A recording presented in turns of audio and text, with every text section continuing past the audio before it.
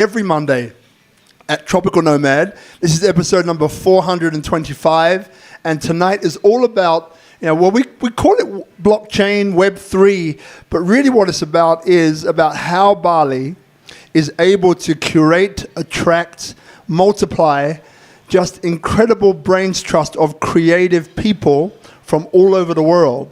Many of you are here in the audience. As I look at you here, I see maybe 5 to 10 different nationalities. And that's really what sums up Bali. It has this dynamic energy, this 7 ley lines of energy that underpin it, that create this vortex for rejuvenation, healing, connection, empowering, right? So this is what we feel. And then there's obviously this, one of the only living cultures in the world, which is Balinese culture, which is literally kind of locking it in, right? Through ceremony, through respecting, appreciating, and maintaining the balance between good and evil. So this place is incredibly unique. And so we find ourselves at NFT Bali. This is the iteration number 3, so the 3rd year that you've been running this. And we're going to talk about what that means, why it's important, why you should be a part of it, and why you should join it, even if you're not. So my name is Ian Bonnick. I'm the founder of SpeakuP Monday and also the founder of RIB and Associates. So RIB and Associates is a growth strategist and a gateway to Indonesia for foreign companies to come and expand, and for Indonesian companies to also grow within Indonesia. Because as we know, there are many companies that will help you set up a PMA and get you started. But what do you do after that, right? How do you actually connect to your tribe? How do you connect to the people that will become part of your business? That's what we do. One of the things that we do anyway. So that's long enough of an intro. So look, Tyrone Williams, this is like the 3rd, 4th, or 5th time you've been on the show. Lord only knows. So I know a few things about you, being my brother. So one that people maybe don't realize is that you're both Indonesian and Australian. So that's something we're going to dive into. Also, I think you have such an incredible background, and we share certain things in common there, which I think it's worth sharing again, because not everyone here has known you. We had a couple before. It's their first time here. They don't even know who you are. So I'm sure it's going to be great for them to hear that for the first time. And also we'll get on to the topic of tonight, which is about, how does Bali manage to attract this incredible array of creative people which are driving innovation and driving change, the impacts of which affect the world, right? And then, how what you're doing and always have done is an important, impactful part of that. So if you want a seat, please come one over here, come and join us, or one over there. Now, in the meantime, so Brother Ty, welcome again to the show.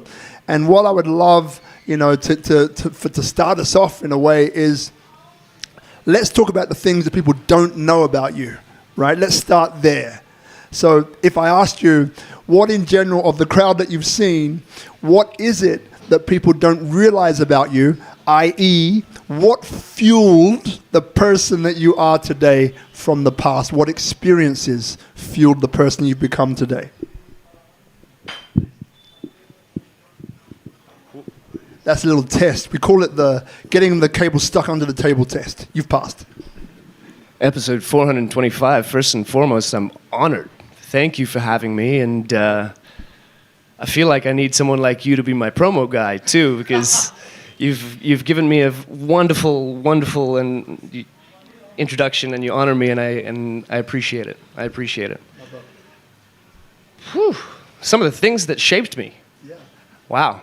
I don't think I've ever shared this, and most people don't know it, but maybe it's time. My mom is Indonesian, but she was the most famous supermodel of all time when her career was running around.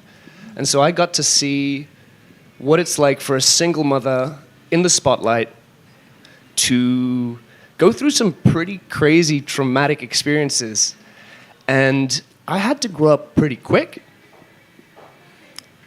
And I found myself surrounded by all the adults and all the coolest people, on TV. And it was a really interesting paradigm shift for me, because in school, they were telling us you need to become wealthy, rich, famous. You know, that was the narrative where I was growing up.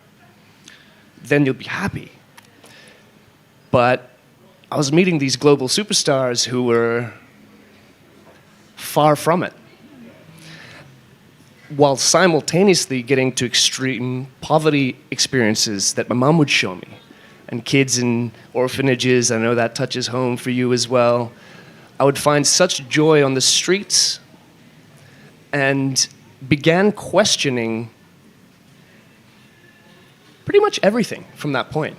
You know, I was always a little bit of a, I really got to experience something before I can believe it, which was a part of my upbringing too, was seeing all the different religions, right? My Indonesian side of the family are all Christian, devout. We pray before, you know, when we wake up, before every meal, after every meal, before we get in a car, when people arrive, when people are about to leave. And then my mom turned Buddhist, my father turned Muslim, and my father's Australian. And so I've had all these kind of interesting experiences, but then a lot of people I would never have reached. And so, you know, I think we live in an increasingly disconnected society in most parts of the world.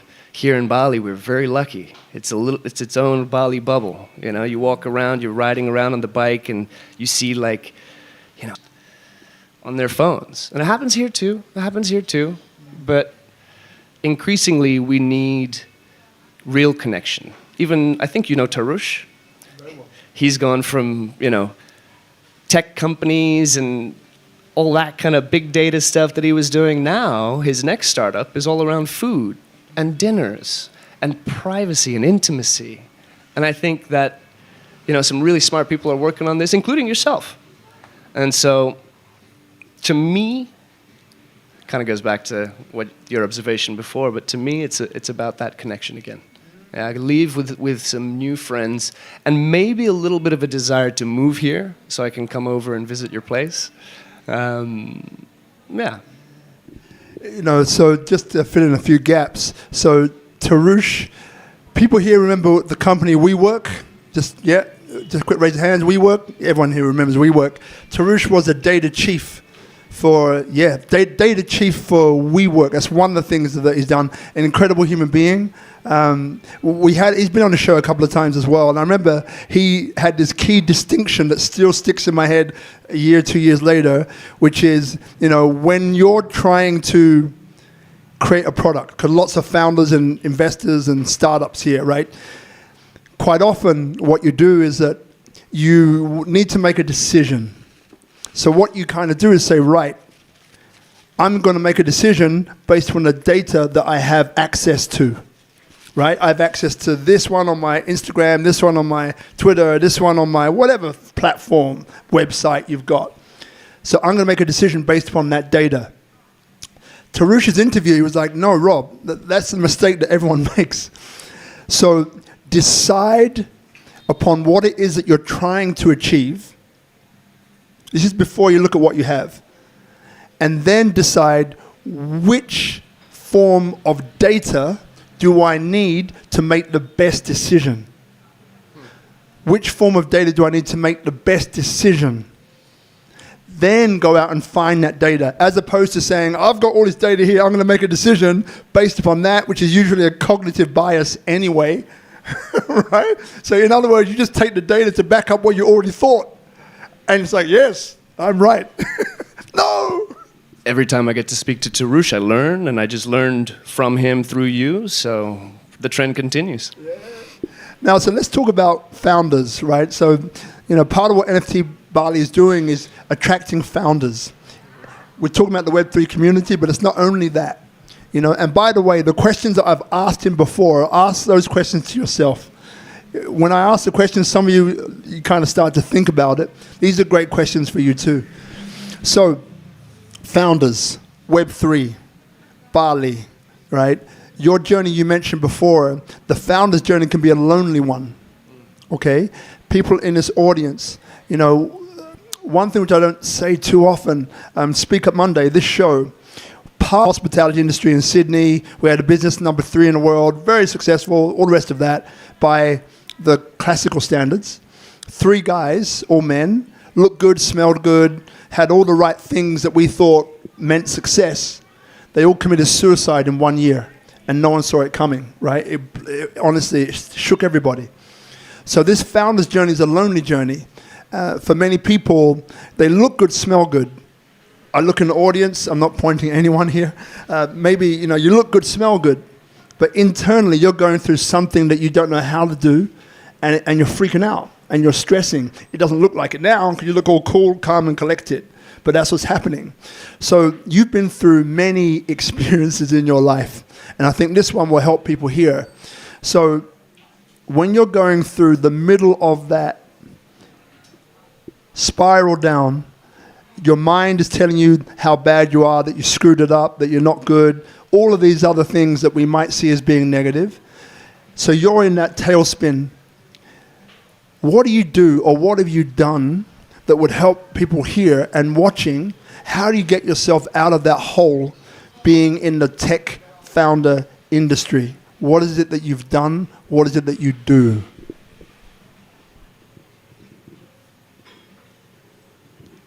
That's a big question.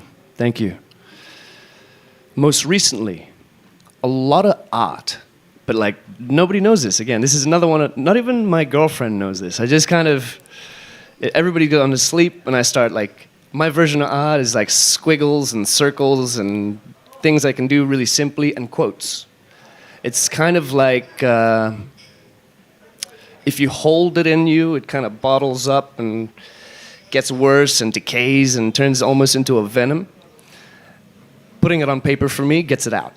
Paper seems to have like an absorbent value to it that text itself doesn't. Like doing it on my phone isn't the same, doing it on an iPad isn't the same, but just writing it out. And also calling a mentor, someone who's kind of been there, done that, right? Or third one, it's just the beach. The beach or the mountain, right? It always comes back to nature for me, which never used to be the case.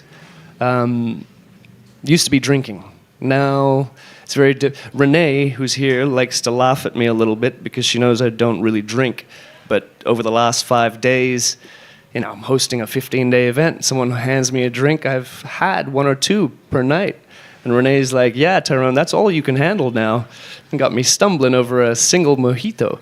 No, but the journaling thing has another layer to it. It's kind of like the opposite to the dopamine of, if I just tell you what I'm going to do, like, Rob, I'm going to beat you in chin-ups, right? Give me 2 or 3 months, I'm going to be at like 24, because you're not going to get further than 23, right? So that's just going to be my challenge to myself. But simply by telling you that I've got this goal, in the mind, it's almost like I've achieved it, which gives me less of a reason to. Whereas on the flip side, when we feel negatively about things, we typically cover that with shame.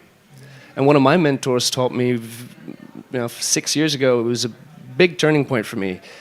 Any kind of behavior that we resist will persist, and any kind of behavior that we are ashamed by, visually kind of imagine pouring a layer of concrete over this thing, it becomes very hard to get rid of it, right? So recently I've realized I'm going to talk a lot less about what I'm doing with my goals publicly, with a mentor, sure, but I'm going to tell my journal and anybody who's opted in. I'm not going to just talk to anybody about my shit, right? I'm not going to be that guy who's always complaining.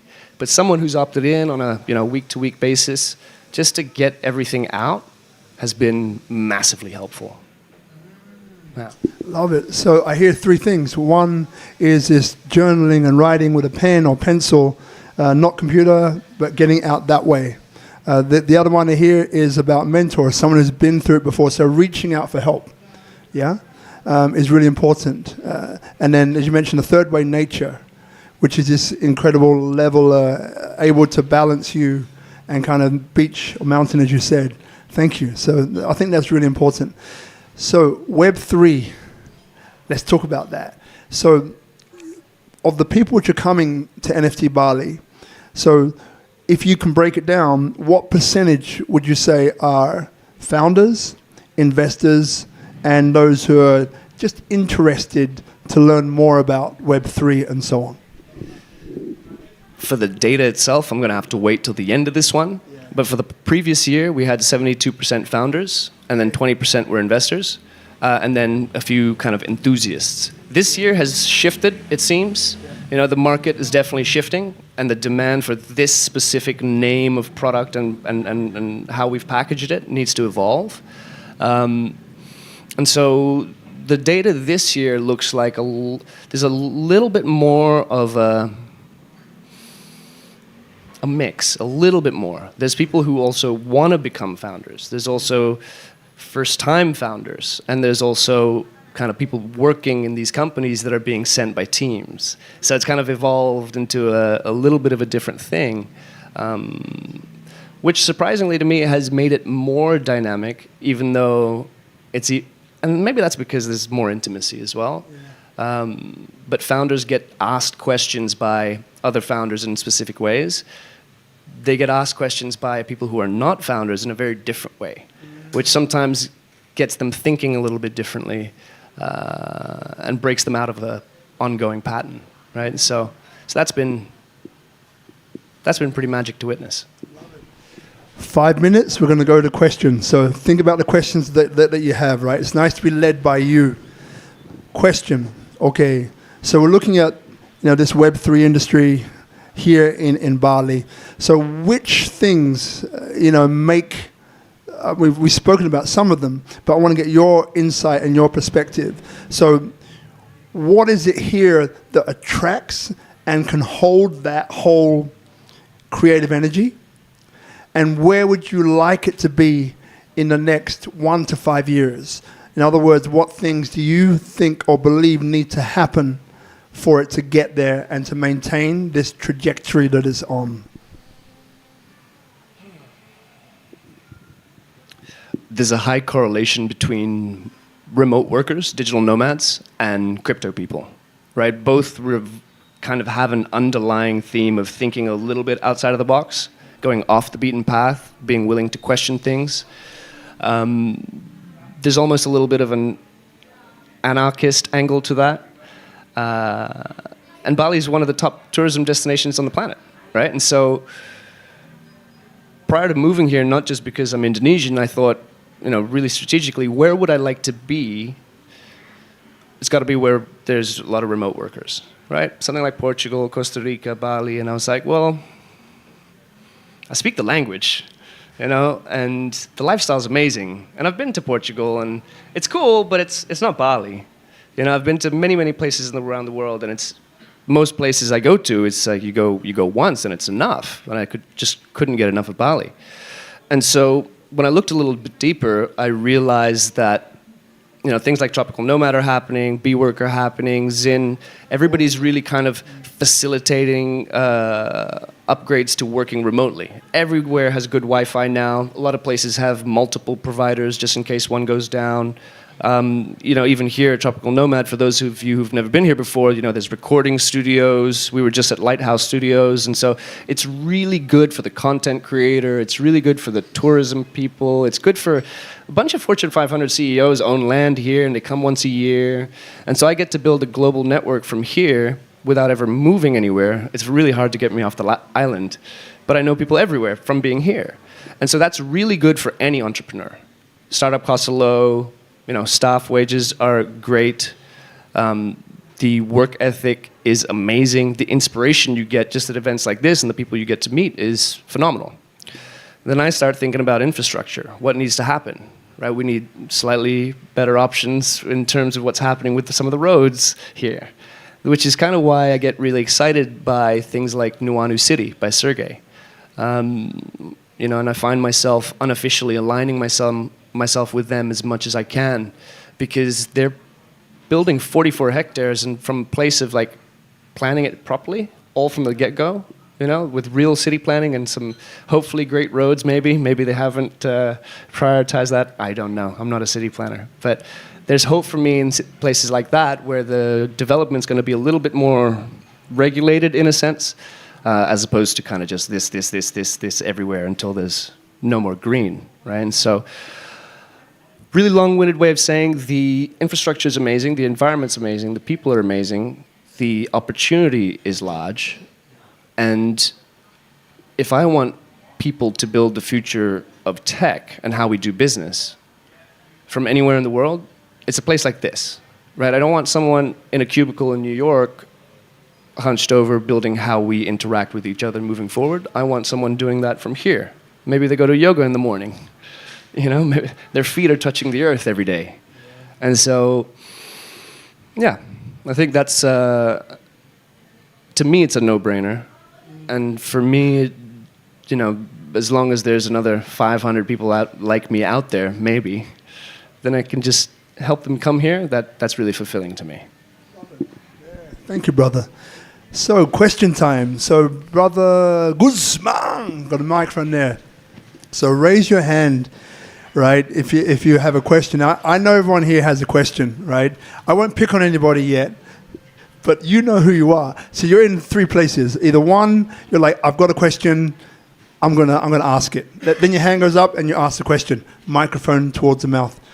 Number two is, I've got a question, but I'm a little bit too shy to ask, right? So that's number two. But number three is, I am shy to ask, but maybe I have the courage just to go through it, knowing that not only am I asking a question for me, but I'm also asking a question for other people who maybe don't have that courage to ask the question, all right? So Sister T, welcome, my darling. Tina Aldi, Agustina Aldi, best event producer in Bali. Love you, welcome. Couldn't do it without her, for sure. There you go. There you go. You got a standing ovation from me. All right. So questions. Don't let me pick on you. There you go. There's Jonathan here. So remember, guys. So you've heard from Ty now, so you know what kind of a person he is. So it's very rare that you'll get this opportunity to ask him a question like this. And if you want, you can put him on the spot. Right, and ask one of those questions. You can do that too. It's okay. So Guzman, so Jonathan had a question here. All right. So remember, just give us a second while Guzman mics you up, and then we'll start the questions. Yeah, it's a very superficial question, but I'm very curious. You're from Australia, but you have an American accent like myself. How did you get it? That's a great question.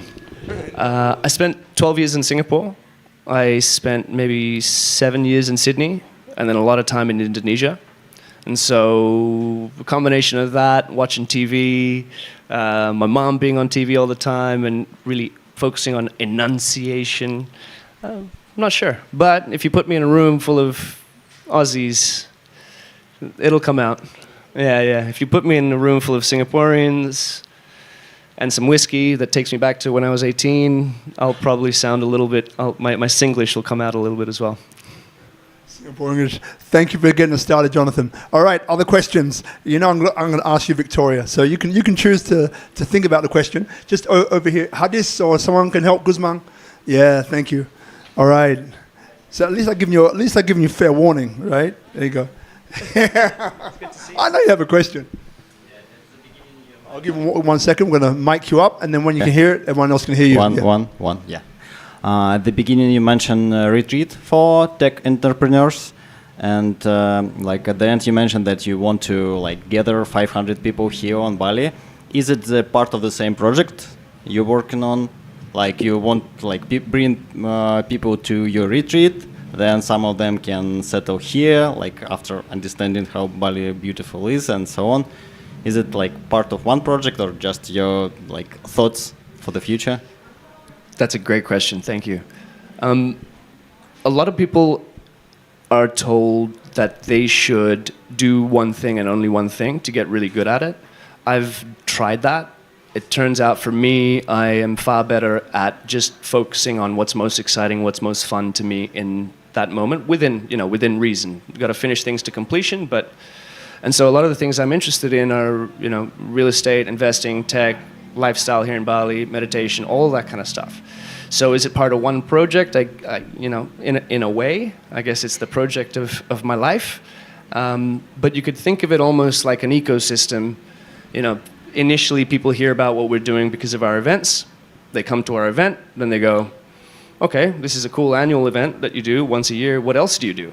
Right? It's like, well, okay, we do founders retreats, right? And we bring just a bunch of founders together, 10 to 15, and we lock them away for 2 weeks in a nice villa, get them their blood work done, get them, their yoga, their personal chef and everything. And then we help them, mastermind some stuff and some issues in their business to find solutions.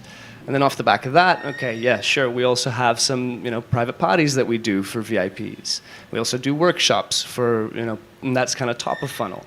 And then eventually when people come to our events, and they're at these private villas, they go, it's our first time in Bali. They look around, they go, wow, this is a really nice villa. How much is it? And I go, guess. And they go, I don't know,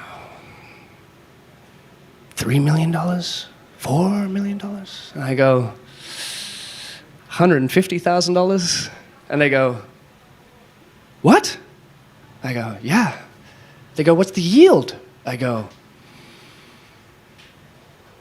15 on the low end.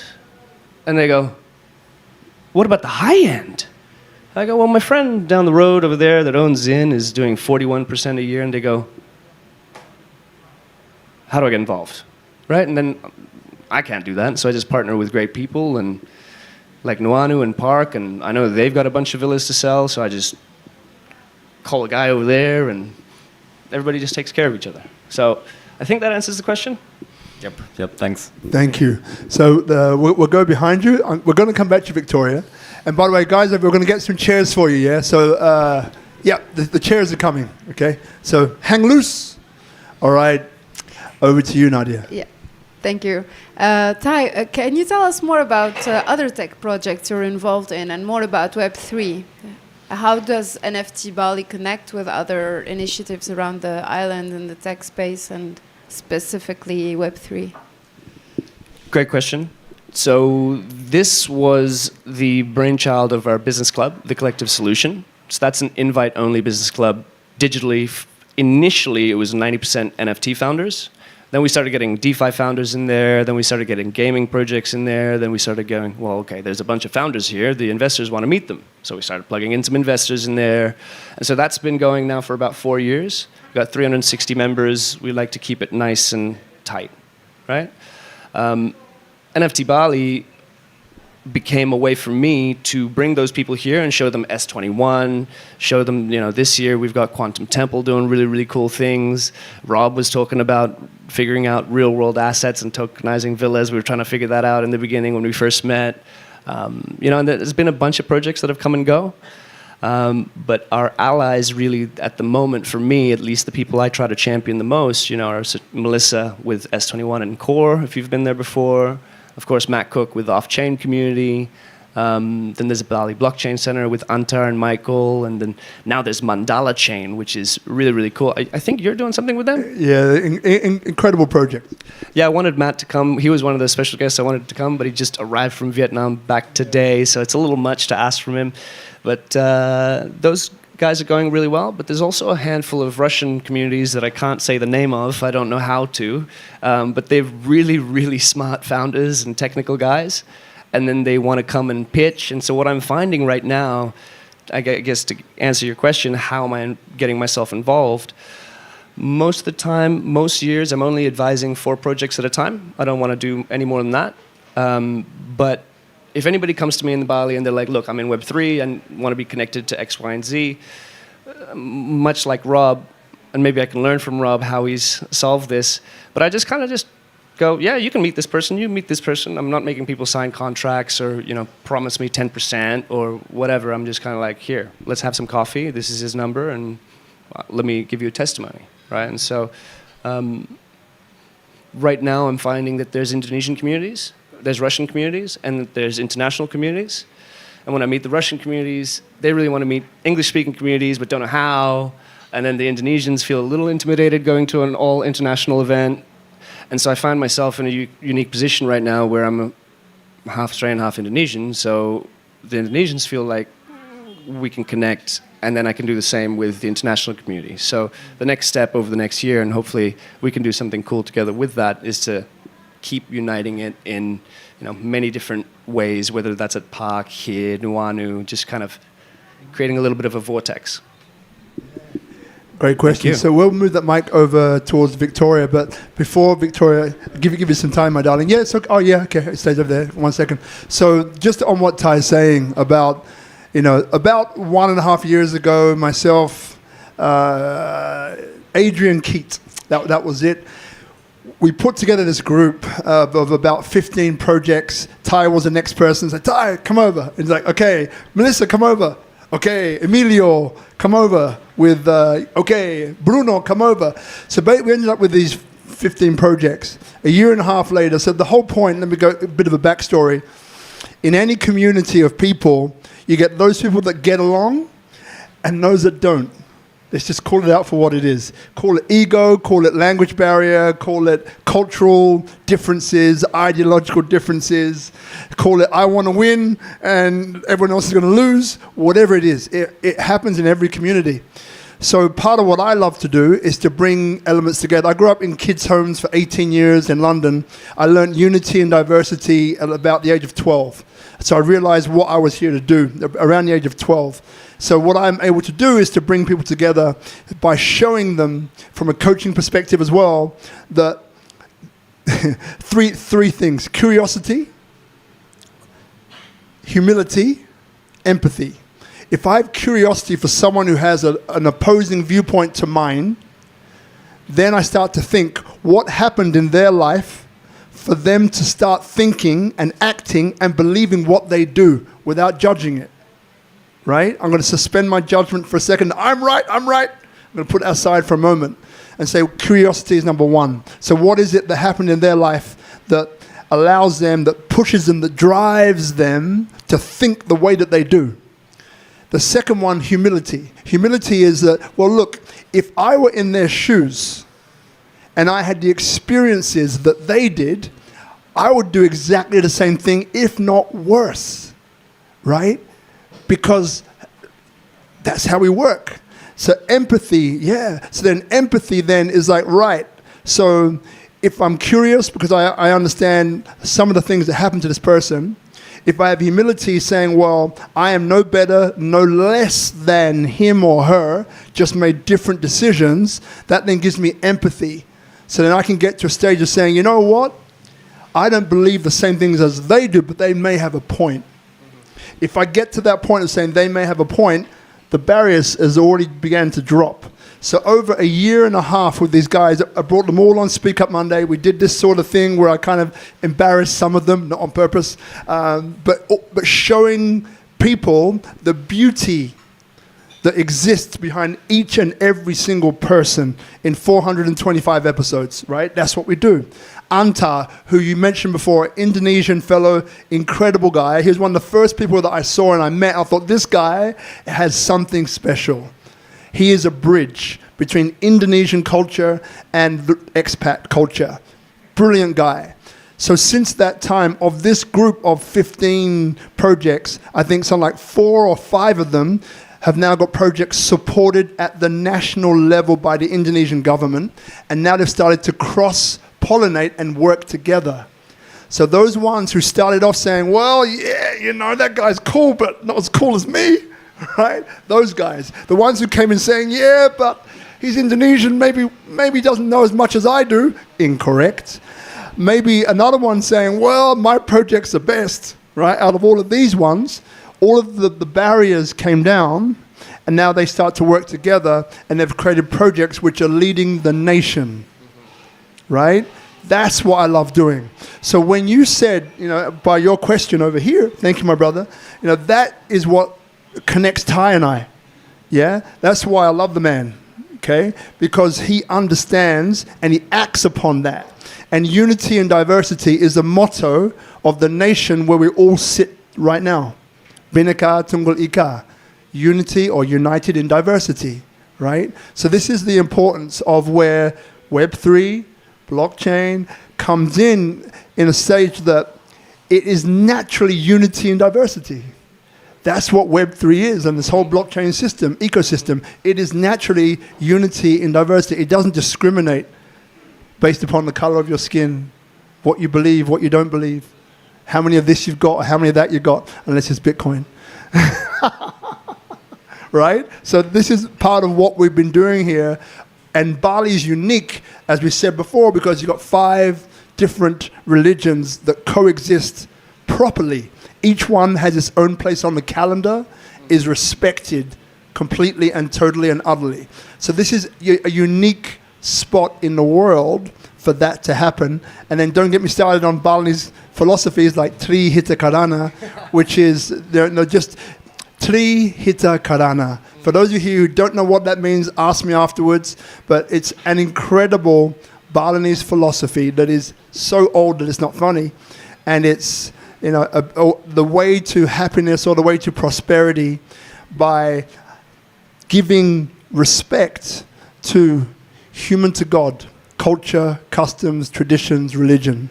Giving respect, environment, regenerative systems, policies and practices, and giving respect to each other. Prosperity between humans. And again, there's so many of these types of philosophies which are here that you're part of that it's not funny. Did you realize that one offering that you see on the road or in the street or in the house, it's not just for the road, the street or the house, it's for the planet. I'll say again, the offerings that you see when you're driving around on your bike, you see them on the road and you maybe might slip over them. I've done once, sorry. All right, you slip over it or you're, oh, what's that in the road for? It's not just for the road. When you're in a home and you see that someone's coming and they're giving an offering with the bells and you think that's just for the house. No, it's for the whole planet. It's a frequency. So when you begin to understand things like this, then you begin to understand what he's really actually talking about but not saying. That's the frequency that he holds. And we're all part of it, right? Okay, I'll get off my horse now. The stage is yours, my brother.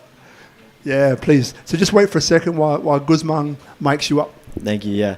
Yeah, so both you guys work with a ton of founders and startups. And you mentioned you only advise 4 projects at a time during a year. And so I guess what's your process for validating ideas and validating businesses before you work with them? Do you want to take it away first? Nope, that one's for you, my brother. I'll go after. Because I know you want to tie. It's okay, man. It's okay. He's a guest. Is it useful? Does it solve real pain points? Does it have one of the 5 or 6 different things that are really, like when it says useful, what's value, right? Like people are like, it's a NFT with value. I'm like, okay, what value, right? Does this make this person healthier? Does this make this person have more fun? Does it make it more convenient? Does it help them make more money? Does it help them get more status?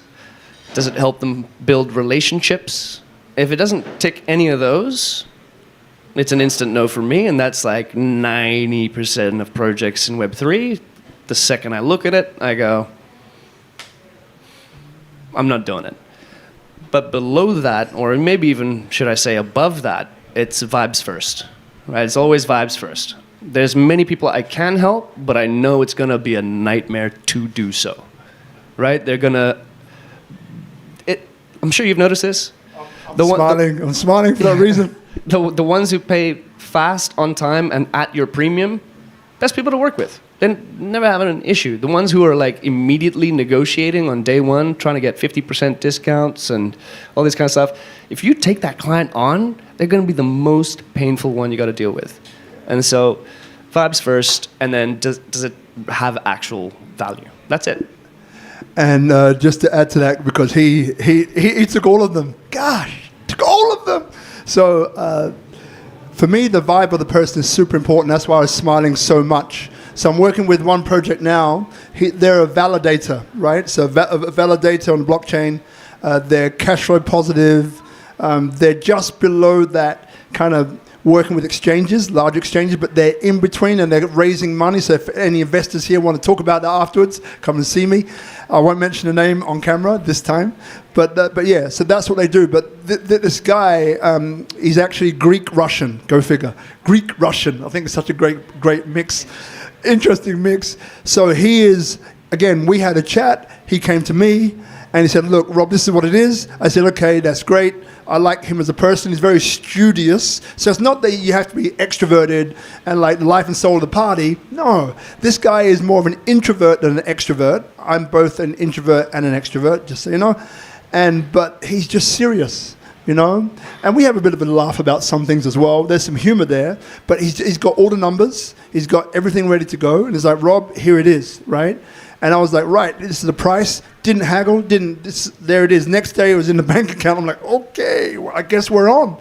And with this guy, so what happened is that, just to be straight, right, we worked at it for 3 months. And I think people don't realize how long it can take to raise.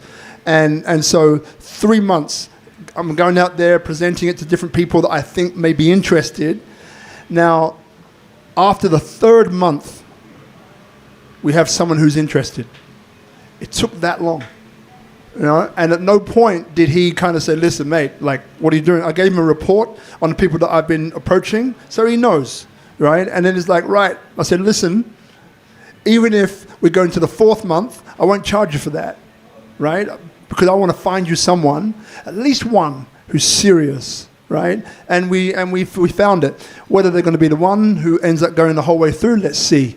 But the point is that just reiterating what Ty just said, you know, he had everything ready. He's clearly a person who knows his stuff. And he's a person who, he's a yes guy. How can I? As opposed to, you know, half full as opposed to half empty. I think that's how I would describe it. Thank you for the question. So I'll get that mic. That's a great point. Like, dudes, girls, anybody who's just like, issue, I'm solving it, right? It's like there's no such word as problem. It's just an issue, and I can solve it. You know? Yeah. You know, so Brother Guzman, we're going to go to the beautiful lady over here called Victoria. Victoria, put your hand up, my darling. There you go. So that's her. Yeah. Hello. Good to see you. Long time, Denise Reno. Denise Reno, ladies and gentlemen, fresh in from Canada, wherever she's been. Mamma mia! All right. So, my darling, give him a moment to mic it up, and you're on. Well, my question was guessed twice. I had to change it. And so if you were to predict the future of NFTs, what would be the main utility or problem solved that they have for mainstream? Great question. I'm going to use this as an opportunity to highlight and spotlight a wonderful sponsor of ours. Right behind you, this gentleman over here, Eli, is one of our main sponsors for NFT Bali. Flew all the way from the States to be here. He's built an NFT with real use cases. First, he built financial trading tools that work, that are generating 2-3% a day, which is nothing to scoff at, right? And then he gated that behind his membership community. So in his case, think of it like a key to a box of goodies and a bunch of tools that are going to improve your life. So the NFT itself is a key. I find that personally, my favorite use case for NFTs is keys. Keys, loyalty programs, memberships, but very clearly designed, right? Because if we think about a business club, if you have a one-time fee to join versus you pay every month, every quarter, every year, if you just use one-time fees, there's an issue. You kind of need to rebuild the business model later. So right now, personally, it's still too early to really see what the most creative people are going to do with it. Because we've had all the monkey pictures that people like to laugh at, right? Like make fun of that they're not in the space. We've got all the, you know, the really absurd things that are happening on the blockchain in the name of art. But realistically, it's a tool. It's just another tool. And if we look at any craft, you know, for someone to develop mastery in using said tool, it takes thousands or if not 10,000 hours. And so I don't know if we've even gotten to the point where many people have spent that much time even thinking about how to use the thing, that we've seen how it will really be used.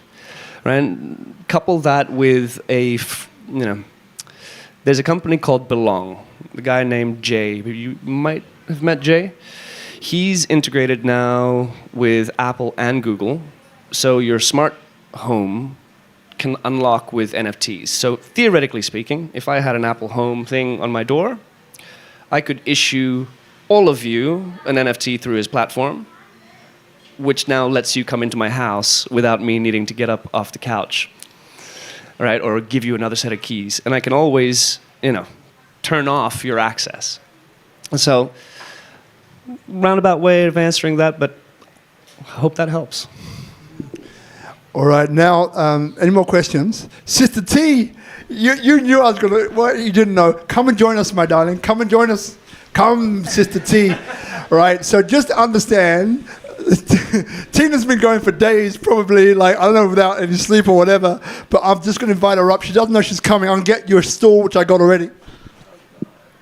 Good to see you. Good to see you. Did you hear the, oh, God. I love it. Oh, I know. All the time I do it. Oh, I love it. All right. So a different dimension because this is how we roll, people. So does everyone here know Augustina? Just raise your hands if you know Tina. Say yes. Say I. How many say I? If you don't say nay. Say nay again, but louder. Nay. Commit. Commit one more time. Say nay. All right. The eyes have it. No, okay.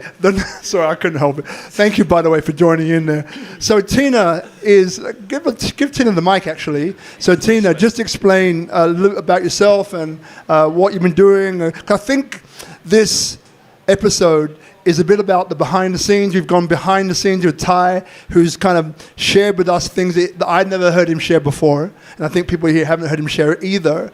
And I think that some people here are probably wondering, like, what does it take to put on something like this? Because it's been 3 years now. Yep, that's right. So yeah, please introduce yourself first, T, and your company and all that good stuff. All right, thanks so much, Rob. It's been great to be here every once in a while and talk to you and talk to all of you about what happens here in the events land in Bali. My name is Tina Arty. My company is ProMotion Events. I've been on Bali for 26 years now, running events of corporate nature, concerts, festivals, weddings, if any of you all want to get married, and all kinds of different stuff, retreats as well. So when Ty came to me a couple years ago, we were introduced by our mutual friend, the Prince of Seminyak, Partha. Thank you, Partha, if you're watching. And he said, we want to do a 30-day event.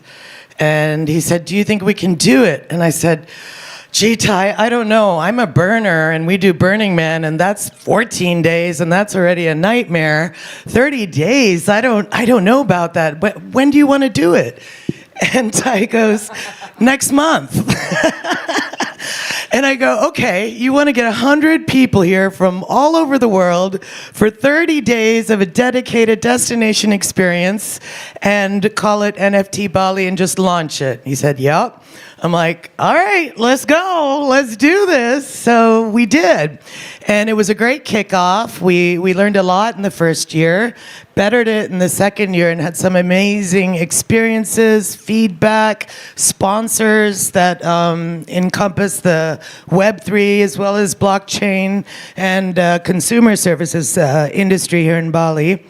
And then we decided to do it for the third year.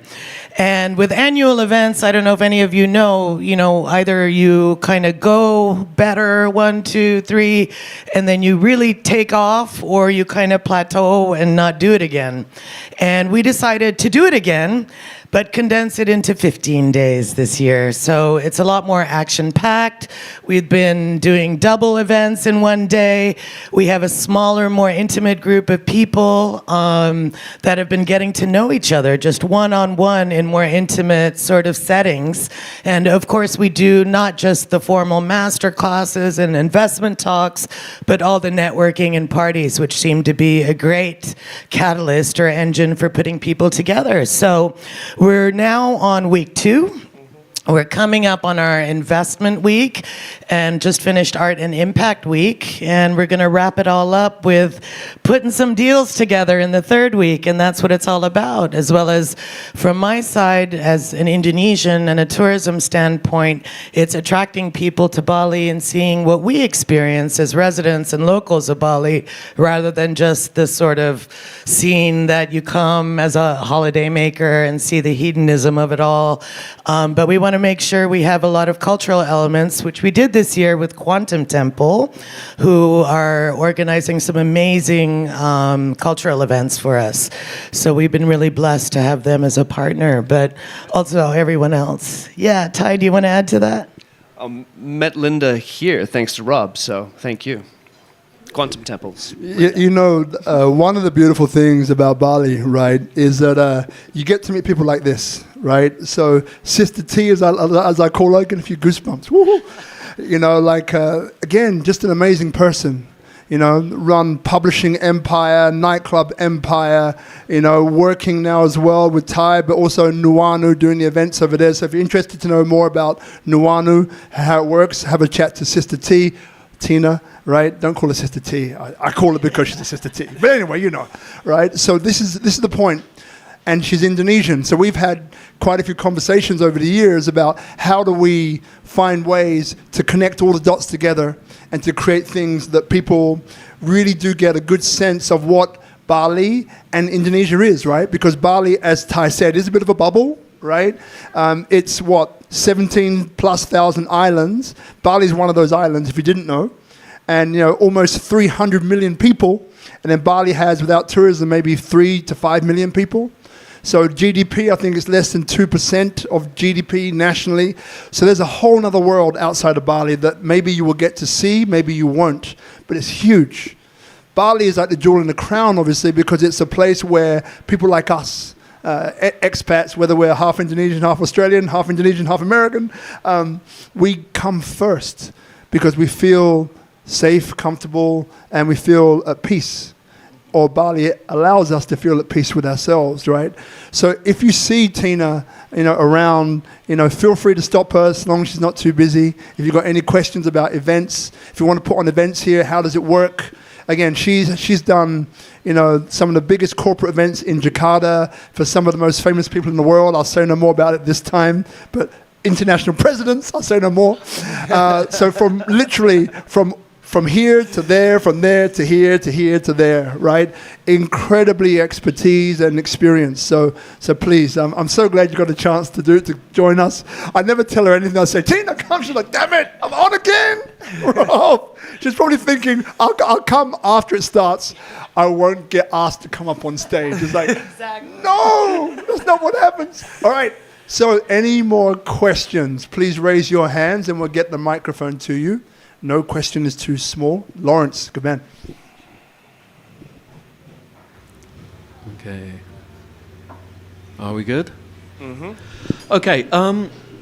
It builds on many of the other comments earlier. I've just sort of come back from the corporate world, come back to Bali, and thank goodness I'm here again.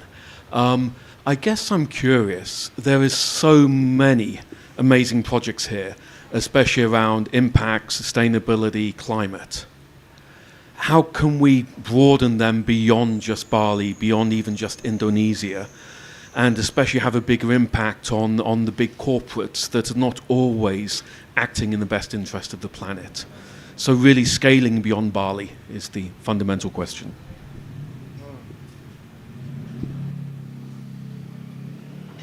Is that a me question? Go for it, my brother. You're the guest. Notice if I don't want to answer the question, or I'm like, you're the guest. Of course I can answer that question, but you're the guest. Well, it hasn't happened yet, but I speculate. I speculate based on something one of my mentors taught me. One of my driving whys for a long time was I wanted to find the people who were homeless, give them a platform, get them kind of like some basic needs met so that they could subsequently flourish, right? So those of you who don't know, at the age of 20, I was homeless for the third time, and I spent a year in Sydney trying to get work, and in that year, I got 4 jobs that lasted between a week and a month, and all 4 of those jobs didn't pay me and went underwater. So I only managed to get a job somewhere that was about to go out of business. I didn't have a resume, I didn't have nice clothes to wear to go to an interview. Nobody was giving me a shot. Until someone turned around, gave me a shot to do sales, and it was no risk to them because it was 100% commission, right? And so without Daniel Tonkin giving me that chance, who knows where I would be today? And so I wonder about what other talent is out there. And so at the time, I was spending a lot of time hanging out with homeless people, spending hours with them, feeding them, getting them some clothes. The impact to that one person might have been great in that one day, but that's not scalable either. And so my coach at the time said, Tyrone, you got to get even better at what you do, and you got to serve people who are founders, who have teams, because you serve them, it spreads. And so if you can find people who can amplify the message, if you can find people who have, other people who are inspired by them. And so someone asked me, actually Jamie McDonald, I think you know Jamie? Amazing guy. I wanted him to come tonight too. He's doing for those of you who don't know Jamie McDonald, he's Andre Frey's kind of like right-hand man up at Park. He's doing something called the Startup Village. Very, very cool. They got a HQ there. You can go up there and co-work. And one of the exercises he does is, what's the 11-star experience? All right, so you got the 5-star experience, which is, you go to an Airbnb, and I'm paraphrasing word as best as I can for Jamie, so thank you for teaching me this. The 5-star Airbnb experience is you get off the plane, you get in the car, you go to the Airbnb, everything's right, and there's some water, there's some snacks, and everything's clean, right? That's 5 stars, it's good. The 6-star experience is like the host is there, he's done a little bit of digging into your profile, he knows you're a surfer, he's prepared a surfboard, and he's told you the 3 best places to go surf when you arrive. Okay, that's the 6-star experience. Then you go like, what's the 8-star experience? When you arrive at the airport, there's like 200 people there cheering your name. You get taken by a chauffeur. You get a massage upon arrival. And it just completely blows your expectations. And I was like, okay, where are you going with this? He's like, well, what's the 11-star Airbnb experience? Well, as a tech founder, you arrive in Texas. Elon Musk is there with the entire Tesla team. They take you up to space first, to the moon, and then they bring you back down to your Airbnb, and then he stays the night with you, and you get to just talk to Elon Musk for the whole night. I'm like, okay, that's never going to happen. He's like, yeah, but that's the 11-star experience. So now what you can do is you look at the 11-star experience, you kind of pull it back bit by bit by bit until you can do something that you can actually execute.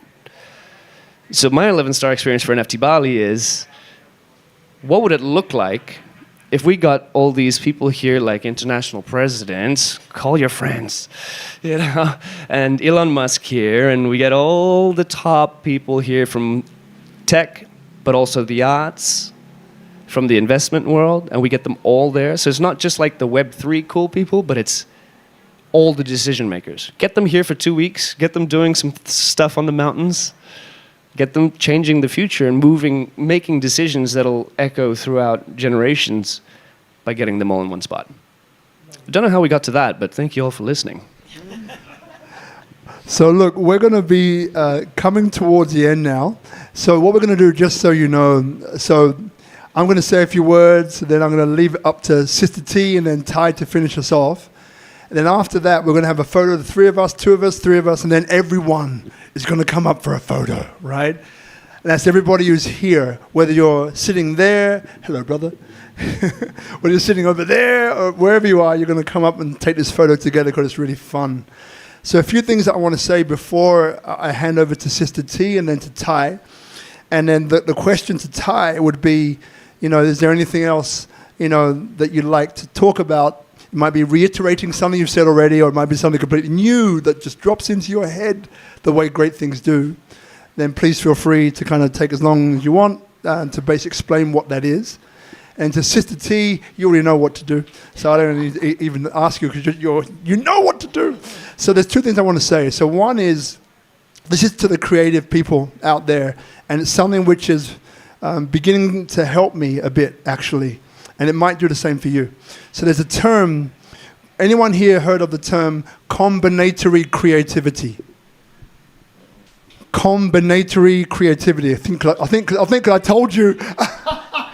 One hand goes up and says, I told you already. It's like, yeah, but I've heard of it. All right, so combinatory creativity. Okay, so we're taught, and it works, that if you focus on something and become the expert at it, you sharpen your axe till you become the best in the world at it, phenomenal success will come your way. It works. There's another term which is called combinatory creativity, words to that effect. And so it was, epitomized by people like Hippocrates, Leonardo da Vinci, and so on. Some of these great thinkers of our time. So as we know, there are many different silos that we occupy, right? So over here, I'm in Web3. Web3, maybe you consider a silo. Over here, I'm in agriculture. We consider agriculture a silo. Over here, I'm in tourism. Maybe tourism is a silo. I'm here over with events, slightly different. But for the sake of this, let's say that events are a silo. Combinatory creativity is when you have an awareness of many different silos, what drives them, what runs them at the core. Then you're able to combine the best learnings from each of those to create something that hasn't been or something which is not being done right now. So in other words, jack of all trades, master of none. Because I think many of us, have been taught and programmed, and it works, to focus on one thing, right? Become the best at that one thing and away you go, and it works. But there are also some of us that really struggle to do that. I mean, I'm not just talking about I don't want to do it because I don't feel like it. I'm talking about at a deeper level, like I just cannot do this. And you may find your solace and your peace in that combinatory creativity where you're able to draw elements from different silos, and it can be the thread that connects them all actually as well. And draw upon that thread, pull it in a different way to create something that either has never been, maybe quite difficult, or something which is not being done right now. So that's one thing that I want to leave you with. The other thing is that, so for those of you watching, I mentioned at the start of the show that I founded, obviously, SpeakuP Monday and RIB and Associates. So RIB and Associates is a growth strategist. It's also a gateway to Indonesia for foreign companies and for Indonesian companies that want to grow. And where we specialize, and where we're very good, is to connect you to the business. We don't set up PMAs, we have partners to do that, and there's some great people doing it, but we're about, once you set up your PMA, your company, your interest, how do you connect to your tribe? If your tribe don't exist, how do we create a community around your tribe? These are the sorts of things that we love to do, and we're very good at. So if that's something that appeals to you, feel free to get in touch. Most appreciated. Now, Tropical Nomad, as you know, technical partner, the last 245 episodes. By the way, Tropical Nomad is where you are now, in case you're wondering where it is. So I just want to thank Sister Ayu, wherever she is, the beautiful Ayu. And then obviously we have Guzman over here and Hadis, all brothers and sisters. Please give them a round of applause. We're not done yet, but give them a round of applause. Yeah. Thank you to you for coming in person.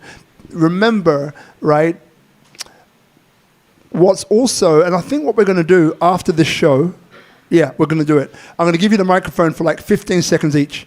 And the question to you will be, what can you contribute? Okay, not who you are, not your name, none of that. What can you contribute? By doing that, everyone here gets a sense of who's in the room and who they want to speak to. Because often when we gather like this, it's Ty is amazing, and I would want to see him. Tina's amazing, I'd want to see her too. But quite often, it's a person sitting right next to you who you didn't come with, so in front of you or behind you, that is the next person that contribute to you in such a way that takes you forward to the next thing. So that's the reason why I do actually want to take some time, about 15 seconds each, be 10 minutes, for everybody just to say, I can contribute this. So everyone can hear who's here, and then after that, we take the photos, the networking, you guys know who to talk to. Okay, longest extra ever, I know, but I don't mind, this is how we roll. So now we're going to go to Sister T to say some words, and then Brother Ty to finish us off, and then after that we'll close, and then we'll have a quick microphone session off camera, and we'll take some photos. Perfect. Thank you, Rob. I guess just quickly, I want to say if anyone's interested in meeting some of the blockchain and Web3 and NFT community of Bali, that we have some amazing master classes this week over at our partner venue at Satoshi 21, S21 over in Batu Belig, and they kick off tomorrow, June 11th until June 13th. We'll be having some special guest speakers. I think I saw him for a minute. Sammy McKenzie over there will be speaking to us. Mackenzie! Must be a Scotsman. A Scotsman and a Persian, actually. So Scottish Persian. I love him already. It's a very dangerous combination, but he's just written a book about NFTs called Protocol Z, so he'll be speaking to us about utilities, but also lots of other great guest speakers, and we're wrapping it up with a party bar night, a social gathering on June 13th over at S21. They call it Core, and the restaurant is Fork. Contact us at thecollectivesolution.xyz on the web, or on X at The Collective Solution, or any other channel such as Telegram. We're also on there, and send us a little message. We'll make sure you get on a guest list. So we'd like to personally invite all of you. Obviously, there's some interest, and we'd love to see some of you there and get to know you a little bit better.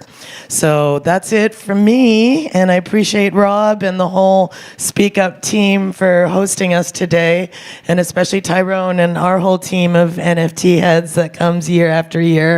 Pauline, Emma, Renee, everyone over there, Elijah, who's just come on this year, for supporting us and sponsoring us and giving us so much love as it takes to do this. So thank you, Rob. Thanks, Ty. Amazing. Wonderful. Guys, I think you've said everything. Like, with what you said with everybody introducing themselves, that was kind of what I was going to say. I was like, I just want to know who some of these people are that I don't know yet. So I guess thank you all for coming, and really look forward to having a conversation after this if you feel so inclined. Thank you, Rob. Thank you, everybody. So next week, we have Dr. Subawa Musa from SGU talking about investing in Indonesia. I want to thank you again, Brother Ty, Sister T. Round of applause, NFT Bali. Thank you, everybody.